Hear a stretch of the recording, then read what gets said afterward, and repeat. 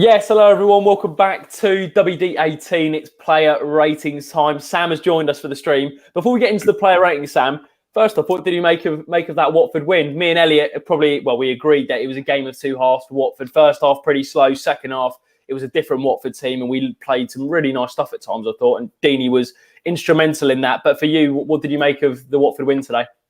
Yeah, so I mean, you mentioned it. It's such a football cliche, but it was a game of two halves. Literally, the definition of it. First half, I was pretty much like, "What on earth is going on here?" Like I was saying off air to you guys that tactically, I thought it was completely wrong. I thought the players weren't, stepping up as we needed them to today. But the second half was absolutely fantastic, and I'd say the game turned on. We'll come on to it, but Daniel Bachmann's save, and after that, it just seemed that the players thought that, do you know what, we could actually, this is going to be our day today when our goalkeeper's pulling saves off like that. And we finally got our penalty after 2 or 3 appeals were incorrectly waved away. And Deeney was superb, and we took it from there, really. Yeah, we were just saying in the match reaction as well, Sam. We all knew where Deeney was gonna smash it. And didn't he say something on TalkSport which was like, if they're brave enough to take it in the dish, then fair play to them or something. Yeah, and it's a lose-lose for a goalkeeper, because if you save it, you break your nose. And then if you move out the way, it goes in. So you can't win. yeah, he's clinical from 12 yards. I'll tell you what, Sam. We'll get into your player ratings along with Elliot as well. He's joined us for this one. And you guys are already in the chat getting in your player ratings, so make sure you do that after each player. We'll start off from the back, Sam. Daniel Bachmann, you mentioned that save in the second half really kind of was the turning point for you. Sure, it must be a high rating then if it was that big a performance from him. Yeah, so I'm going to give Bachmann an 8 out of 10. I thought it was solid yet again. There were 2 saves, one where he held on to it. He held on to it really well, and also we spoke about it. Was it from Joe Allen, the save where he tipped it around the post? Yeah, it was a cracking save. It was a good save, because as soon as it left his boot, I was like, this is going in now. And I thought in general, particularly in the last 10 minutes, I know he didn't really have any saves to come out and catch, but you could hear on the TV how vocal he was to his back line. And I think obviously Foster's brilliant at that, but it's so refreshing to see kind of a goalkeeper who's got something to prove to us. And every single game he's stepping up. He's kind of like, obviously, I'm not comparing them, but when Emi Martinez came into the Arsenal side last year for Leno, it was almost like, I've got something to prove there. And every single game, he just grew in confidence and got better and better. And it just seems like that with Bachmann. Today, his distribution was really good, except for there were a couple in the second half. Yeah, where they were just a bit flat. But I think that's fine as a goalkeeper. We can, let you off every few. But yeah, really impressive for Bachmann again. So I'm going to give him an 8. 8 out of 10. Elliot, what are you going to give him? Was it same as Sam, or higher or lower? What are you going for? Yeah, I'll go the same. I don't want to make it sound like I'm copying him on my first appearance on the player ratings, but yeah. 8. It's all right, mate. It's okay. I'm guessing we don't do halves here, because if we can do. No, you can. Go ahead. Okay, we'll give him an 8.5 then. Yeah, 8.5. Jake backs it. Jake backs it in the chat. Yeah, 8.5. Yeah, that's. I would go. I'm going to go with. I think I would give an 8.5 if those 2 kicks at the end hadn't been a little bit dodgy. So I'm going to give an 8. Yeah. I'm going to give an 8, but 8.5 is what Jake's gone for as well. I think there's a lot of 8s. Bachmann is an 8, says Richard. 8 in the chat. Yeah, I think that's pretty much the consensus from the comments. There was a good tweet actually from Don Baker today. And he said, Bachmann has been pretty flawless again. Makes everything look simple. Huge fan of him. And Sam, just to elaborate on Bachmann, he's come into the team, obviously with Foster out at the moment with the injury, and we wish him a speedy recovery. But he seems to have really stepped up into that role, hasn't he? And he's looking seriously impressive. Yeah, I'm so impressed with him. I feel like I'm speaking about this now. This is his 4th game in the side, I think. And he just seems to be growing in confidence every single game, every single touch of the ball. And we said after the Man United game that we really thought he could push Foster's position now. And obviously it helped that Foster got injured. But honestly, I'm so happy for Bachmann. And, we're in such a good position with our goalkeepers in general. We've obviously got Dalberg out on loan. We've got Foster coming back from injury. So it's an area we're really strong in. Yeah, absolutely. Right, we'll move on to the back line. We'll start right back. We'll chuck it over to you, Elliot, if that's okay. We're going to go to Kiko Femenia, who looked at maybe a little bit leggy today. Is that fair? But what would you give him out of 10? He wasn't at his best. I'll give him a 6.5. Yeah, I think maybe I'm being a bit harsh there to give him a 6.5, but yeah, he's been very good recently, and I think maybe it's the fact that he dropped off a little bit today. He might be a bit tired. He's played a ton of games recently. I don't know how many it's been consecutively, but maybe he just needs a rest for the game against Millwall. I think he was okay. I think he did his job fairly well. A couple of times I think he lost his man here and there, so that's what lets him down for me. But yeah, 6.5 I think is about right. Sam, there's a real difference in the comment section from 7.5 to 8.5, Rudy. But even this guy says 6, 6.5. Says Richard. So Sam, are you? I'd imagine it's in between those figures. But if you were going to pick your play rating, what would it be for Kiko? No, I'm going to agree with Elliot. I'm going to say it was a 6.5 because for me, 6.5 is that territory where it's not amazing, but you don't do anything wrong. And it's really hard to criticise Kiko because I think by a mile he's been our player of the season. So I'm going to give him a 6.5 because he didn't do much wrong. But I think perhaps Tuesday night will be a good time for him to just take a game off before he, has a more serious, perhaps a poor performance. So, and then Gaki is, perfect cover for him. So I'd give him a rest on Tuesday night. I have to admit that I think it was that yellow card in the first half, which I thought was so never a yellow, never a yellow, never a yellow. Going for the ball, it wasn't like he was trying. I know that's not the justification for a yellow card, but it was never a yellow card. And I actually think that kind of halted Kiko's attacking play because he was a little bit worried about getting back, and if he had to make a tactical foul in the second half, and he's we know with Kiko the best Kiko is when he's progressive going forward, and I think maybe it wasn't as much today, but I think that yellow card did affect his game personally. We'll move on to the two centre backs. We'll start with William Troost-Ekong. Sam, we'll throw it over to you. What do you give him for today's performance? So again with Troost, I think I'm going to give him a 7.5, and I thought he was better than he has been in the last two games. And again, he wasn't bad in either of those. I thought he was getting better again, though.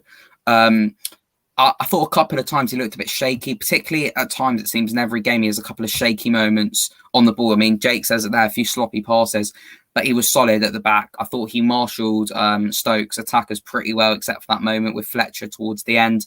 And I was really impressed with Troost, and he's that centre-half we've been crying out for years, and he's a man mountain at the back. So I'm going to give him a 7.5. 7.5. Elliot, are you the same, or are you? What were you giving him for today? I was going to say a bit high, a bit low. Someone's giving him a 4. Someone's giving him a 4 in the bit half. Yeah, I'm not too sure about that. Yeah, that's ridiculously high. That is very high. I think someone switched off at half time, but yeah. Sorry, Elliot. I'll give him a 7. I actually think, slightly contrary to Sam's point, I think he's been good past two games. I don't think he's improved from the last two games today. I think, like many people have said, passes were a little bit sloppy today here and there, and he probably needed to cover Sierralta a bit more and Kiko because he's got two defenders next to him on yellows. He probably has to do the dirty work a bit more. Yeah, not quite at his best, so I'd give him a 7. Still solid enough. I know I sound really negative there. Yeah, solid enough. 7. Yeah, I would give Troost a 7. I think there was one point in the first half where I think it was who's Andy Hinchcliffe was like, Troost-Ekong rubbish pass there, but there was I thought there was a lack of movement in midfield in the first half. Not a lot of people were moving for him, and it wasn't a great pass. But apart from that, I can't really remember a really bad moments from him. And actually, when people say he's quite sloppy on the ball, yes, there were some sloppy passes today, but I also think this midfield weren't giving him a lot of help in the first half. For me, I think 7's a fair rating, so I would give him a 7 as well. Not that anyone cares about my opinion, but I'll give it a 7. No, Jacob, it's your channel. It's your channel. No, it's not my channel. All you. It's the fans' channel, mate.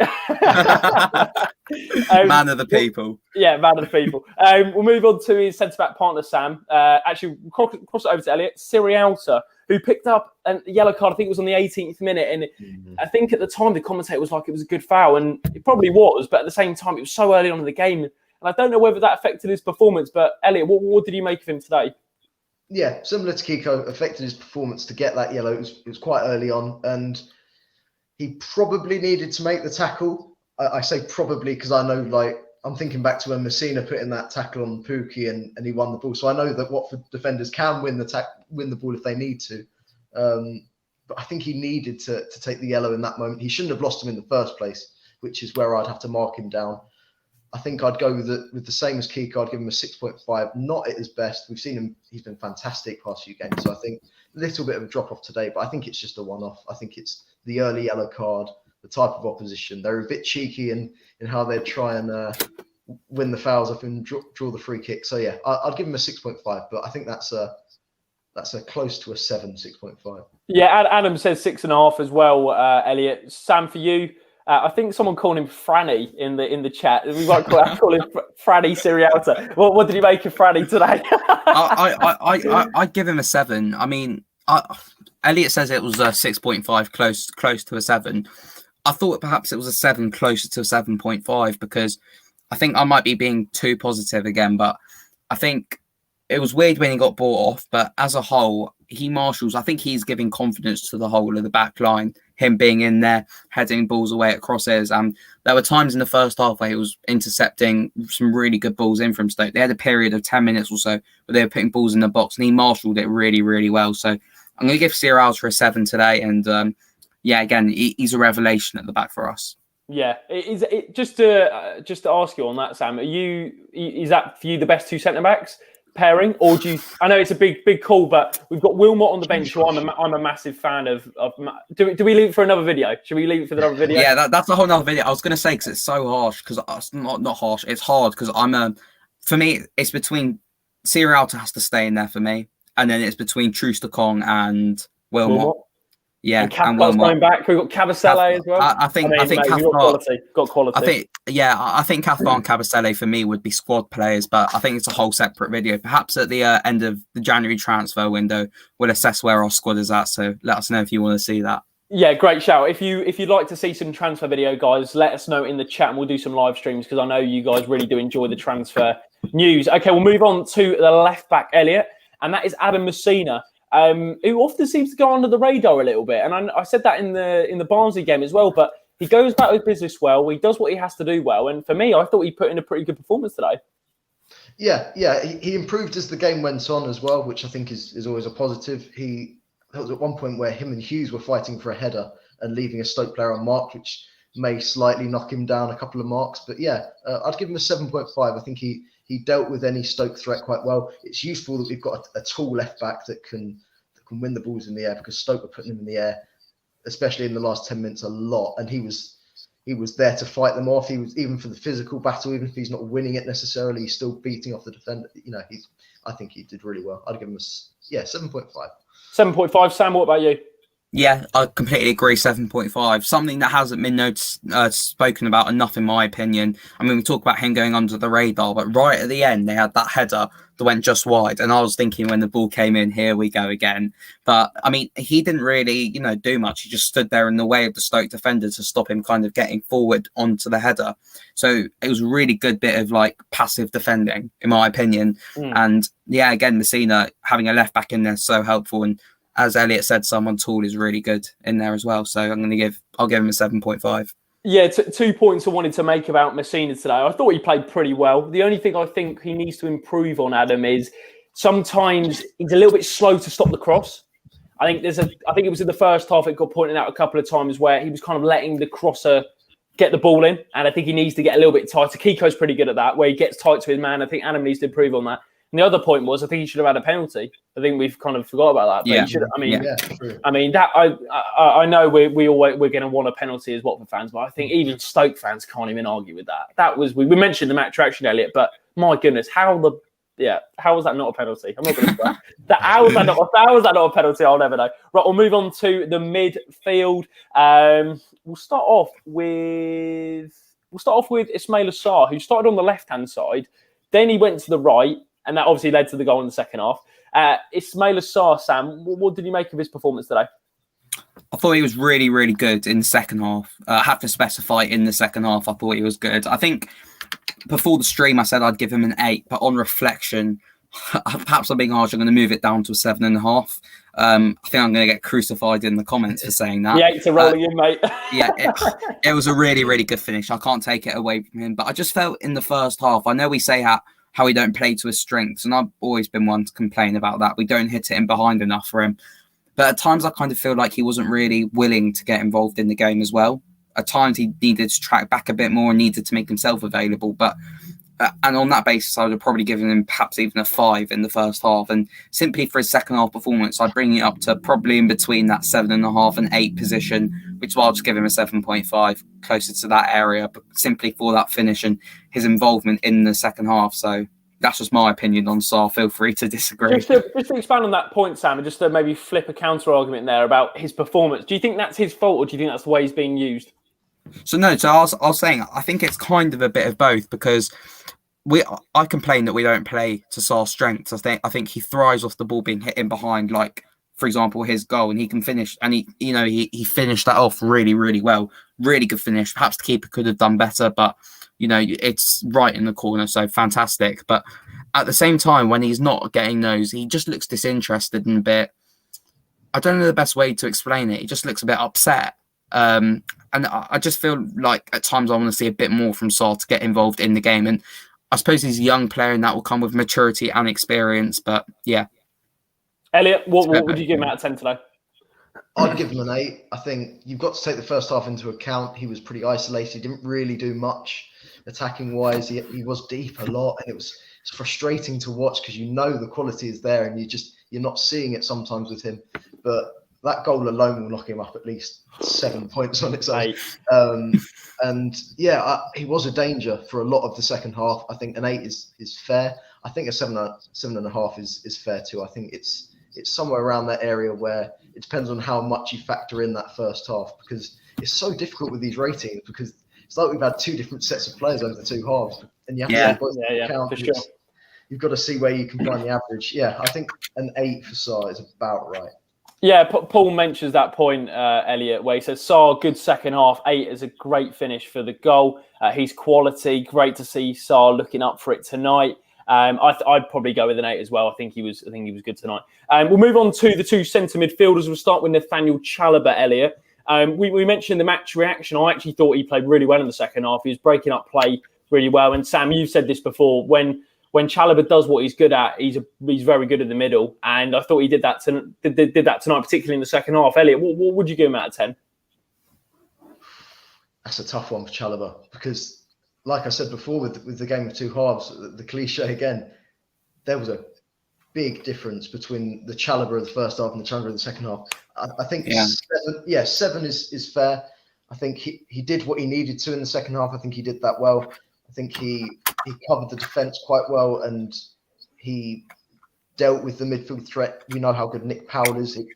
He did impress, but he obviously wasn't at his best at having lost the game. But I think he dealt with any of the Stoke midfield. I think Watford won the midfield, and it was in no small part down to Chalobah. So I'll give him a 7, and I know I'm being quite harsh in giving him a 7, but yeah. Well, 7. I think, to be fair, mate, a lot of people are agreeing in the chat about 7. Yeah. Go on, Sam. I'd agree with Elliot. I thought the Chalobah of the first half was really bad. I thought it was. I'd go as far as saying it was a shocking performance first half. I thought he gave the ball away. I thought it was shocking first half. I mean, that I think throughout these live streams, I've always said that I thought the criticism of Chalobah was a bit harsh, and what he does well, and he's just not Capoue. And I think that's where fans kind of feel disappointed by him. But I thought it was really bad first half. I thought he was giving the ball away. He was getting caught out of position, and a lot of the time the ball just evaded him. But the second half, he was so much better. He was getting the ball out of his feet quicker. It seems that it just clicked for him in the second half, and he was so much better. So I think 7's fair. Yeah, I think he struggled in the first half, but I'd also argue I think a lot of players did struggle in the first half. I guess I don't think there was anyone who really came out of the first half with a brilliant performance. I guess I think having the central midfielder sets the precedent for the rest of the team. That's very true. That's very true. I think we always said that when Capoue. I mean, I don't want to make Capoue comparisons, but we say that when Capoue had a good game, everyone had a good game. When Doucouré had a good game, everyone had a good game. When even Alman Abdi had a good game, everyone had a good game. And I kind of felt that when players like Chalobah, Hughes, Cleverley, who will come on to start, working better, everyone else in the team starts feeling inspired by it. Yeah, I think, to be fair, mate, there's evidence for that in the second half when Cleverley and Chalobah were stepping up their performance. We looked a lot better in the middle and we started to get a grip of the game. So I think I'd go for a 7 as well. Charlotte says in the chat, Hughes didn't seem impressed coming off so early. He didn't have a great night, though, and early substitution changed the game in the end. Sam, what would you give Hughesy? I gave Hughesy a 7. It didn't surprise me that he came off so early. I'd say it was probably the right decision in the long term of the season, because if he's getting a bit leggy, we can't have him out for a long period again. I'd much rather have him out for half an hour, 40 minutes, whatever it was, than another 6 months. So it was probably in the long term the right decision, and particularly since we won in hindsight, we can say it was the right decision. But it wasn't Hughesy at his absolute best. He wasn't as good as he was the other night. But again, in that second half, I thought he was fantastic. He was snapping into challenges and he was getting the ball forward. He did that well in the first half, and the second half he was so much better. So I think a 7's fair for Hughesy. 7 fair. Any disagreements with that, Elliot, or would you say similar? I'd put him a little bit lower. I'd give him a 6.5. I was contemplating a 6 even because, and this is not really his fault because he was out of position. The game was against him, really. He didn't really have much of an opportunity to get into the game. And although what he did was good at some point, I remember at one point he put in a really good tackle and I thought, right, that's the Hughes we know. And he was taken off quite early. So I think 6.5. Yeah, 6.5 because of the fact that he was pushed out wide and he didn't really get an opportunity to stamp his mark on the game. Yeah, it does seem that first half approach is kind of, I don't know, I think the way we approached that first half meant there wasn't a lot of great performances, if you know what I mean. I think as we mentioned there, Chalobah, poor first half, great second half. Hughesy didn't play great first half, but was probably a bit better in the second half. Sarr again, another example. Kiko, I mean, they all improved in the second half, I think. Sam, you just got a message from Nick. Sam, you need to move on from Capu. You sound like you're missing your first girlfriend. No, do you know what, though? I think just now, I feel like I have moved on from Capu. I've got nothing left. I'm gutted. No, but I was just more making the comparison just now that Capu set the precedent for the rest of the team. When he was playing well, I think it kind of had an effect on everyone else, and I feel like that's what we were missing with Chalobah in the first half. Yeah, I feel that way about Nordin Amrabat. Trust me. I've missed Nordin Amrabat ever since he left. Do you know what? When I saw Sam Clucas, I remember that game. I think we had Hull at home under Mazzari, and Nordin Amrabat turned into prime Lionel Messi. No, well, maybe not prime David Beckham with some of the balls he's whipping in. But anyway, we'll move on. So we've done. Have we done Tom Cleverley? Elliot, Tom Cleverley. What would you give him with the other midfielders? Similar with Hughes. Problems with having to go out wide. I think he gave it the best shot he had. I'll give him a 7. I think 7? Maybe I'm going to generous. Yeah, I'll give him a 7. Again, grew into the game like pretty much everyone else did. And I actually think his first half wasn't as bad as some of the other players. So I think that also pushes him up a little bit more. Yeah, I think he was solid. He's continuing that good form. And I see many people saying 7.5. I think that's fair. I think an 8 is actually fair as well. But I think 7 is about right. I think I'll stick to 7. Seven's right. 7.5's fair. And 8 is fair. Yeah. I'm a people pleaser. Yeah. I'll tell you what, Sam, just to speed up the player ratings, we'll move on. We'll just do one position each because we've been going, for 23 minutes. If you disagree with the rating, then we'll continue it. Do you disagree with that rating, Sam? Just quickly. No. I thought it was fair. Yeah. Okay, move on to the two front men, João Pedro and Troy Deeney. We'll start with João, Sam. Won the penalty, big moment. Don't think it was his best performance in a Watford shirt, but that moment was a massive turning point in the game. So I'd imagine it's a difficult one with João because I don't think he played poorly. I don't think he had his best game, but he contributed massively again. Yes, I think a 7 would be fair for João Pedro. I thought he brings energy to the side and kind of that youthfulness and arrogance, that Brazilian kind of flair that we kind of need on nights like this. And again, it wasn't his best performance, but it's those moments where he wins the penalty and starts pushing around other their defenders that kind of turns the game for us. Yeah, Elliot, any qualms about that one? No disagreements there. Completely no disagreements. And this is a good one for you, Elliot. Troy Deeney. Now, this is the big rating. I would say Troy's probably my man of the match. He scored the penalty, got the assist, and actually, even before the penalty was given, that, as we mentioned, the match reaction, Elliot, that ball on the outside of his boot was absolutely filthy. I'll be watching that tonight, I think. But yeah, that was a brilliant, mate. What a pass that was. That was beautiful. First time as well. We've got 9.5, 9.5, 8.5. 8.5 man of the match. I think he's man of the match, Elliot. But what ranking are you giving him today? I'm going to split the difference. I'm going to go 9 because I think it's about right to give him a 9. I actually think I feel weird giving a 9 out of 10 to someone because that's a really big rating. But yeah, 9 out of 10. His passing is fantastic. I don't know where this. I know he's had the passing ability here and there, and the link up has been great for a while now. But yeah, I felt like we saw a different Deeney. Yeah, like Adam said, Deeney we know and love. Yeah, he was fantastic today. Passing was fantastic. He was on the same wavelength as all of his teammates, and I think we've got to give him at least an 8.5, and he gets the goal and assist as well. So the stats will prove me right. Yeah, 9 out of 10. Yeah, 9 out of 10. Sam, quickly. I give him an 8.5. I pretty much echo what Elliot said, but again, I thought at times in the first half, whether it's his fault or not, it took him some time to get into the game, which is why I'm not giving him more than an 8.5, but still a really solid rating for Troy, and it was his best performance this season. Charlotte makes a really good point in the chat again. Great through ball from Deeney for Sarr's goal. Reminder of that great match versus Liverpool. Very similar, actually. Very similar pass. Okay, we'll move on. I think the substitutes, any notable... Okay, I'd actually go maybe Zinkernagel. Sam, I'll fire that one over to you. He came on the pitch, and I don't want to say it's the PZ7 effect, but he came on. We scored 2 goals. Playing on the left-hand side again, it seems like that's going to be his position under Xisco, but what would you give him out of 10? It's really weird because I didn't really think that he did that much himself when he came on, but he just seemed to lift the whole team. So I think a 7.5 is fair for Zinkernagel. He's a player. You can tell already. I think it could be time to see him on Tuesday night for a full 90 minutes. And I'm really excited by the prospect of having Zinkernagel as a Watford player. Yeah, absolutely. And Nick says in the chat, 63 of you watching, but only 27 likes. Come on, people. Click that like button. Absolutely, Nick. Top man.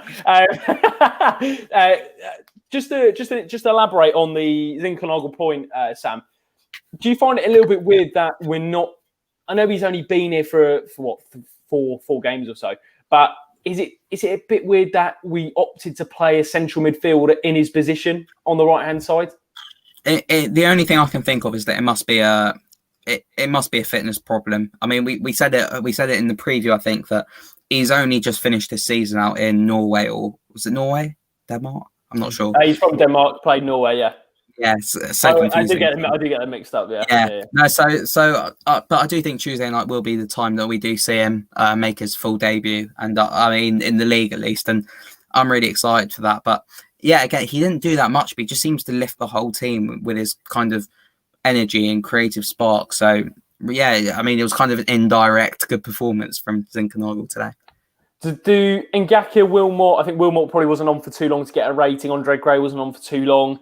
Ngakia, potentially, is there a rating there, do you think? He did well, not enough for a rating. But just someone else I want to pick up on, because I saw a comment further up on it, is that he didn't come on, but just on the James Garner situation. We mentioned that in the match reaction. Do you want to give your thoughts on that, Sam? Go on, mate. Yeah, he looked upset when he came off. Not when he came off, when he was told to sit back down, and understandably so. But I just feel like with James Garner, I tweeted this before, but it really wouldn't surprise me if Man United recalled him and looked to arrange a different loan for him. It's clear that I don't think that he's not Xisco's first choice as a starter, and I feel like he's kind of fallen out of favour completely in the Watford side and with the fans as well. I think that's kind of evident. So it wouldn't surprise me if he was recalled to Man United for his own benefit.